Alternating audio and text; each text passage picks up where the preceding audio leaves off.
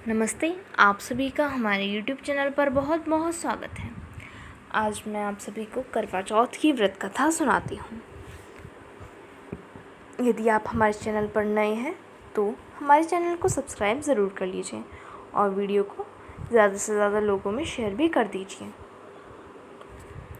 तो चलिए अभी वीडियो स्टार्ट करते हैं। बहुत समय पहले की बात है। एक साहूकार के 7 बेटे और उनकी एक बहन करवा थी।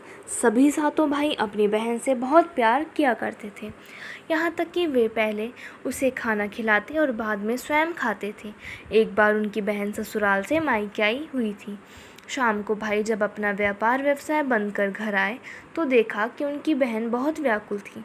सभी भाई खाना खाने बैठे और अपनी बहन से भी खाना के लिए आग्रह करने लगे, लेकिन बहन ने बताया कि उसका आज करवा चौथ का निर्जला व्रत है और वह खाना सिर्फ चंद्रमा को देखकर उसे अर्घ्य देकर ही खा सकती है। चूँकि चंद्रमा अभी तक नहीं निकला है, इसलिए वह भूख प्यास से व्याकुल हो उठी थी। सबसे छोटे भाई को अपनी बहन की हालत देखी नहीं जाती और वह दूर पीपल के पेड़ पर एक दीपक जलाकर चलने की ओट में रख देता। दूर से देखने पर वह ऐसा प्रतीत होता कि जैसे चतुर्थी का चांद उदित हो रहा हो। इसके बाद भाई अपनी बहन को बताता है कि चांद निकल आया है, तुम उसे अर्घ्य देने के बाद भोजन कर सकती हो। बहन खुशी के मारे सीढ़ियों पर चढ़कर चांद को देखती है, उसे अर्घ्य देकर खाना खाने बैठ जाती है। वह पहला टुकड़ा जैसे ही मुंह में डालती है तो उसे छींक आ जाती है। दूसरा टुकड़ा डालती है तो उसमें बाल निकल आता है। जैसे ही तीसरा टुकड़ा मुंह में डालने की कोशिश करती है तो वह उसके पति की मृत्यु का समाचार प्राप्त करती है। वह बौखला जाती है। उसकी भाभी उसे सच्चाई से अवगत कराती है कि उसके साथ ऐसा क्यों हुआ। करवा चौथ का व्रत गलत तरीके से टूटने के कारण देवता उससे नाराज़ हो गए और उन्होंने ऐसा किया है। सच्चाई जानने के बाद करवा निश्चय करती है कि वह अपने पति का अंतिम संस्कार नहीं होने देगी और अपने सतीत्व से उन्हें पुनर्जीवन दिलाकर रहेगी। वह पूरे 1 साल तक अपने पति के शव के पास बैठी रहती है, उसकी देखभाल करती है। उसके ऊपर उगने वाली सुईनुमा घास को भी वह एकत्र करती जाती है। 1 साल बाद फिर करवा चौथ का दिन आता है। उसकी सभी भाभियाँ करवा चौथ का व्रत रखती हैं। जब भाभियाँ उससे आशीर्वाद लेने आती हैं तो वह प्रत्येक भाभी से यम सुई ले लो, पिए सुई दे दो, मुझे भी अपनी जैसी सुहागिन बना दो, ऐसा आग्रह करती हैं।